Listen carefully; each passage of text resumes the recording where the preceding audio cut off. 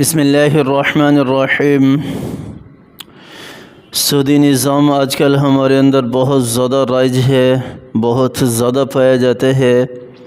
فمن جاءه موعظة من ربه فانتهى فله ما سلف وأمره إلى الله ومن عاد فأولئك أصحاب النار هم فيها خالدون۔ یہ آیت سود کھانے والوں کے بارے میں ہے، سودی کاروبار کرنے والوں کے بارے میں ہے، سودی معاملات سے لین دین کرنے والوں کے بارے میں ہے۔ سود کہتے کس کو ہیں؟ سود کہتے ہیں کہ ہم جنس چیز کو لیا جائے، ایک طرف کم ہو اور ایک طرف زیادہ ہو، یہ سود کہلاتے ہیں۔ کسی نے کسی کو قرض دیا، لاکھ یا 2 لاکھ 10 لاکھ یا 50 لاکھ کروڑ جتنا بھی دیا، پھر وقت آنے پر اس نے قید لگا دی کہ ایک دن بھی اوپر ہو گیا تو میں اتنے بڑھا دوں گا۔ یہ جو اوپر بڑھا رہا ہے یہ سود ہے، یہ سودی لین دین ہے، یہ سودی معاملات ہے۔ سود کھانے والوں کے بارے میں میرے رب نے قرآن پاک کے اندر مثال ذکر کی ہے، الذین یأکلون الربا لا یقومون الا کما یقوم الذی یتخبطہ الشیطان من المس۔ اللہ تعالیٰ نے ارشاد فرمایا کہ جو سود کھانے والے ہیں کل قیامت والے دن اللہ کے سامنے وہ اس طرح کھڑے ہوں گے جیسے شیطان نے اس کے ساتھ چمٹ کر اس کو خپتی بنا دیا ہو، بدحواس ہو اور اس کو حیران اور مدہوش کر دیا ہو۔ اس طرح کل قیامت والے دن وہ اللہ کے سامنے کھڑے ہوں گے۔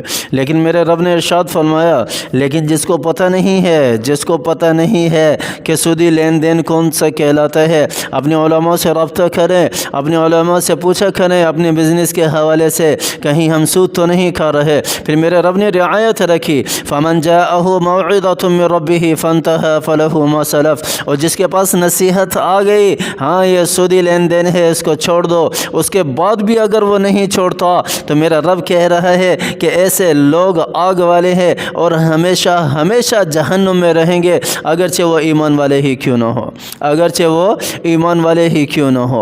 تو سودی لین دین سے کس طرح جو بندہ جو شخص سودی لین دین کر رہا ہے، سودی معاملات کر رہا ہے، وہ کس طرح توبہ کرے، کیا وہ سارا کا سارا مال چھوڑ دے، یا اس میں سے کتنا رکھ سکتا ہے، کتنا نہیں رکھ سکتا، یہ بھی میرے رب نے قرآن پاک کے اندر ذکر کیا ہے۔ قرآن پاک کے اندر بتایا ہے، دو سے تین طرز عمل میرے رب نے بتائے ہیں۔ پہلا کیا ہے؟ یا ایھا الذین آمنوا اتقوا اللہ وذروا ما بقی من الربا ان کنتم مؤمنین۔ اللہ تعالیٰ نے پہلا حکم دیا کہ جو بھی سودی لین دین کرنے والے ہیں، سودی معاملات کرنے والے ہیں، میرے رب نے حکم دے دیا کہ جیسے تمہارے پاس فمن جاءہ موعظہ، جیسے تمہارے پاس نصیحت پہنچ گئی، تمہیں پتہ چل گیا کہ یہ سودی لین دین ہے، سودی معاملے ہے، وہیں رک جاؤ، وذروا ما بقی من الربا، اور جتنا بھی باقی ہے سود کا بقایا ہے اس کو چھوڑ دو، وَإِن تُبْدُمْ فَلَكُمْ رُؤُوسُ أَمْوَالِكُمْ، توبہ کرو اللہ کے حضور۔ ہاں، توبہ کرنے کے بعد تم کتنا لے سکتے ہو؟